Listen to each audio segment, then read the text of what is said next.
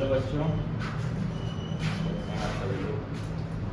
जैसा कि आप सब लोग जानते हैं, नीट एग्ज़ाम हमारे 4th क्लास की जो यूनिट है 22 तारीख को होने वाला है। इसके लिए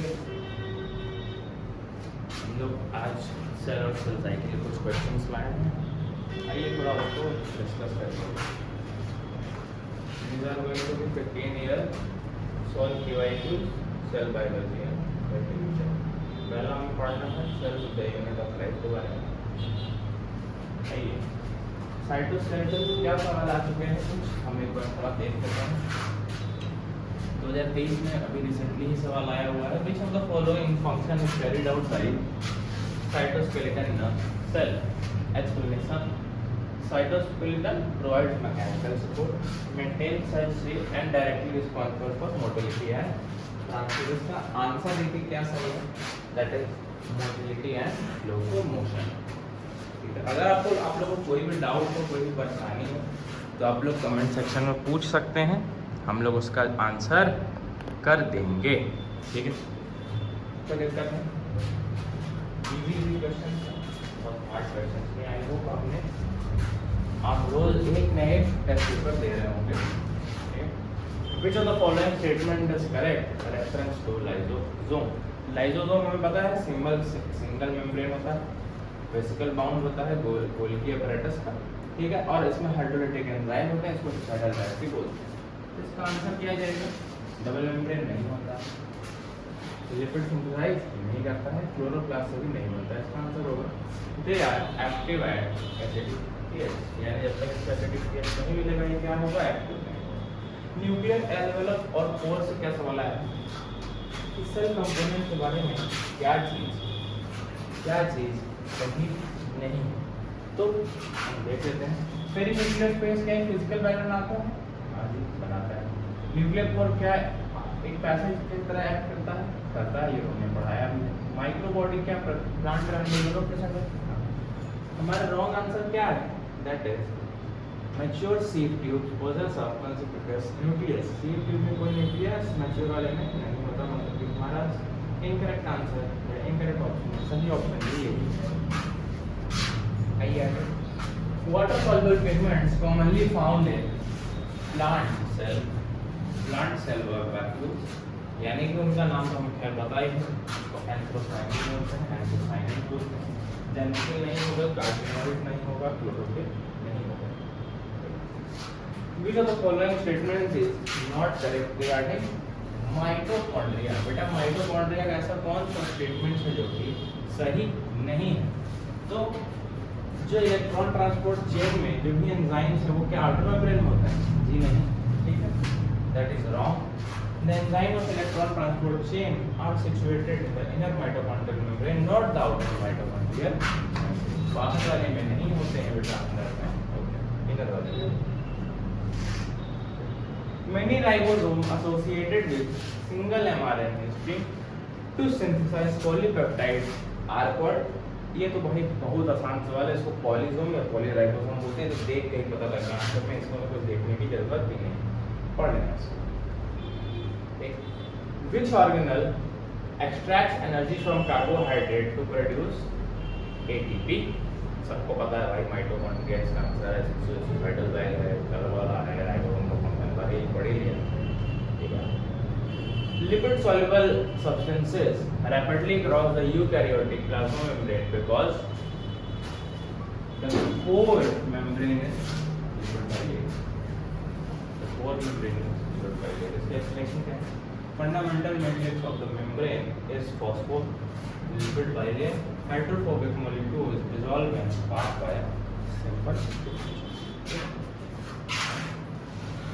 आज का थोड़ी क्लास क्विक रहेगी क्योंकि हमारे पास टाइम बहुत कम है, कवर बहुत सारे करना है। Double membrane nuclear envelope is biologically derived from the during late telophase the nuclear membrane reforms around individual chromosome clusters using ER fragments, mainly rough ER। ठीक है, यानी कि हमारा रफ ER आंसर हो जाएगा, ना कि स्मूथ, ना कि नेटवर्क, ना कि micro. Which of the following cellular components is correctly described structurally। ठीक है, इसमें सही क्या है? राइबोसोम 80S लार्जर होता है, सॉरी लाइसोसोम लिखा हुआ है, बेसिक पीएच पे काम करता है कि एसिडिक? बेसिडिक पे हमने अभी पढ़ा है। सेंट्रियोल एक्टिव है? नहीं। हमारा सही आंसर क्या है? थाइलाकोइड दैट है फ्लैटेंड मेम्ब्रेनस सैक्स, फ्लैटेंड मेम्ब्रेनस। अब आइए हम सेल डिवीजन करते हैं। इसी के साथ आप पिछले वाले जितने भी क्वेश्चन है उस पे एक ब्रेक ले लेते हैं थोड़ा देर का, ठीक है, और सेटल इन हो जाए, फिर हम सेल साइकिल के भी वैसे यहाँ पे आप वीडियो पॉज भी कर सकता है, वीडियो पॉज करके आप आराम से सारे क्वेश्चंस को अपने खुद से भी कर सकते हैं।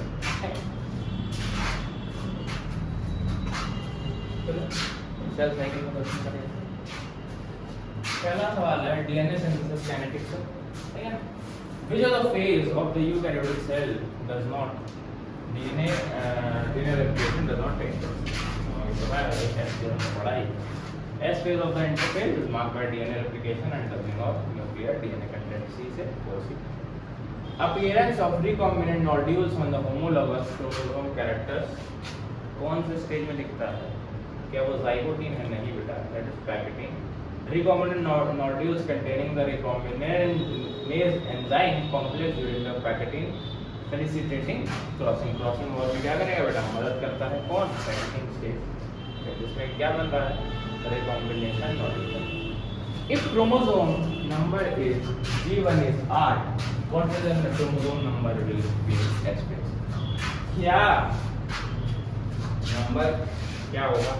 S phase double the DNA quantity but the chromosome count remains, मतलब कि S phase में DNA का नंबर तो डबल होता है लेकिन क्रोमोसोम का सेम रहता है, यानी कि 8 का 8 रहेगा। अगला, identify the correct statement regarding to the G1 phase यानी गैप 1 ऑफ इंटरफेज। DNA में नहीं, cell is metabolically activity cell is metabolically active and growth, यानी सेल बड़ा हो रहा है लेकिन इसमें क्या कोई डिवीजन हो रहा है? अभी नहीं हो रहा है, ठीक है, सिर्फ बड़ा हो रहा है, डिवाइड हो रहा है। Cell entering the question G0 phase are described as cell exiting the activity goal. बहुत आसान सवाल है ये तो, ठीक है।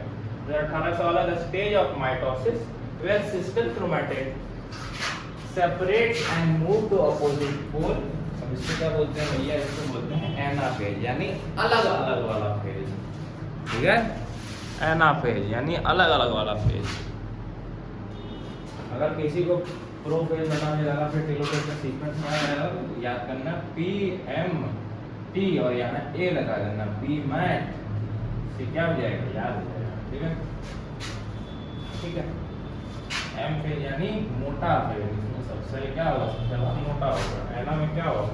यानी अलग अलग हो जाएंगे, ठीक है।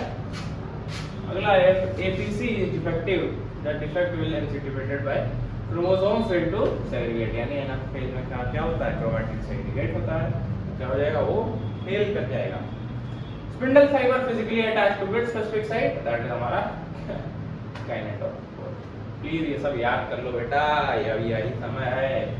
During mitosis initiation of crossing over occurs precisely at leptotene पे नहीं, जाइगोटीन पे नहीं, डिप्लोटीन में, पैकेटिंग पे होता है, ठीक है, जहाँ की हमारी कॉम्बिनेशन नोडुल बन चुकी है।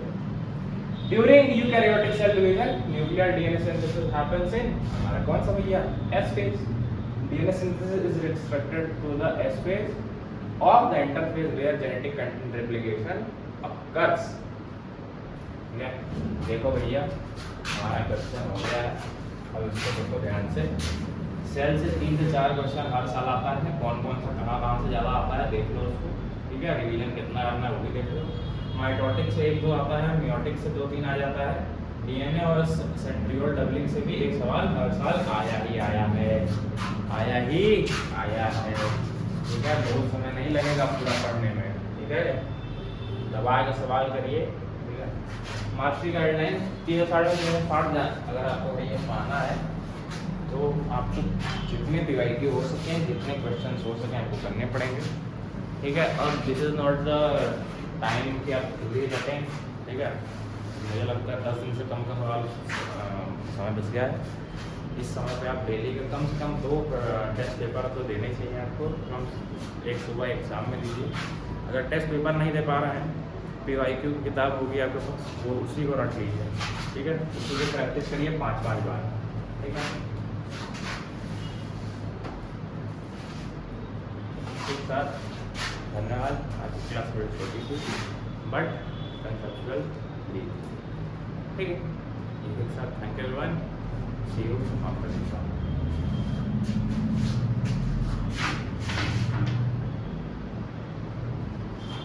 एक और भी कोई क्वेश्चन शुरू तो नहीं गया है, वेट चेक करना।